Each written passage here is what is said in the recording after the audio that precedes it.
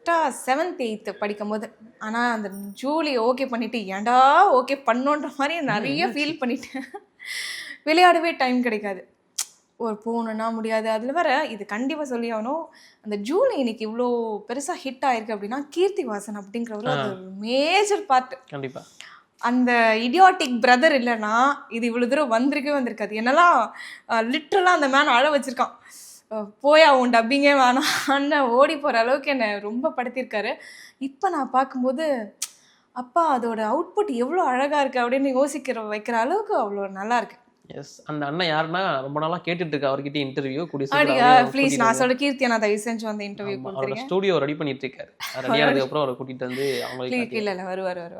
அப்புறம் நீங்க எங்க போய் சேர்ந்தே கூப்பிட்டுருக்கலாமே. சே இல்ல நீங்க ஃபர்ஸ்ட் வந்துட்டீங்க, உங்களை முடிச்சிடுறேன். ரெண்டு பேரும் சேர்ந்து திரும்ப கூட பண்ணி. இல்ல லாஸ்ட் டைம் ஒரு எங்களால பண்ண முடியல ஒண்ணா ஒரு இன்டர்வியூ. அப்ப நான் பிஸியா இருந்தேன் நினைக்கிறேன். அவர் கால் பண்ணப்ப கூட என்னால எடுக்க முடியல. அதுக்காக தயவு செஞ்சு நான் வந்து மன்னிப்பு கேட்டுக்கிறேன். ஓகே மேம், இப்போ வந்து ஜூலிங்கிறது வந்து ஒரு அராத்தான கேரக்டர். ஸோ இப்போ நீங்க வந்து டோரேமான் மாதிரி பொறுப்பானாலா இல்ல ஜூலி மாதிரி? நான் வந்து ரொம்ப டோரேமான் மாதிரி நான் வந்து ரெஸ்பான்சிபிளான ஆள் தான். ரொம்ப நான் யோசிப்பேன், மற்றவங்களுக்காக யோசிப்பேன், எனக்காக யோசிப்பேன், என்னோட சரௌண்டிங்ஸ்க்காக யோசிப்பேன், ரொம்ப யோசிப்பேன். ஜூலிக்கு மேட்ச் பண்றப்போ எப்படி இருந்துச்சு?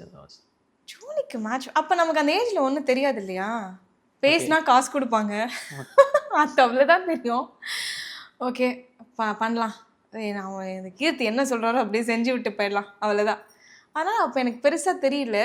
இன்னுமே கூட நான் ரெஸ்பான்சிபிளாக இருந்திருந்தா அந்த ஜூலி கேரக்டர் நல்லா வந்திருக்கும், நல்லா பண்ணியிருக்கலாம். நான் தான் அது சரியா பண்ணாமல் விட்டுட்டனோ அப்படிங்கிற ஒரு ரெக்ரெட் எனக்கு இன்னமும் இருக்கு. ஓகே இருக்கு. எஸ். ஸோ கார்ட்டூன்ல ஆரம்பிச்சு இப்போ அது அனிமேவா கன்வே ஆயிருச்சு. ஆமா தாய், அனிமே. எஸ் எஸ், அனிமேன்னு சொல்லணுமா? அனிமேன்னு சொல்லல, என்னோட இன்ஸ்டா ஃப்ரெண்ட்ஸ்க்குலாம் கோவம் வந்துடும். நாங்க வந்து கார்ட்டூன் ஃபேன்ஸ் தான். எத்தனை பேர் அனிமே நானே சொல்லி அக்கா கார்ட்டூன் சொல்லாதீங்க அக்கா அனிமேன்னு சொல்லுங்க. ஐயோ தம்பி எனக்கு அது வித்தியாசம்லாம் தெரியாதுப்பான்னு சொன்னது உண்டு. அதான் நாம சொல்லிடுவோம், நாம எல்லாரும் கார்ட்டூன் ஃபேன்ஸ். என்னை பொறுத்த வரைக்கும் நல்லா இருந்தா லைக் பண்ணலாம், பார்க்கலாம். ஓகே, அனிமே ஃபேன்ஸ் வந்தா கீழே கமெண்ட் பண்ணிட்டு போங்க ப்ளீஸ், கமெண்ட் பண்ணுங்க.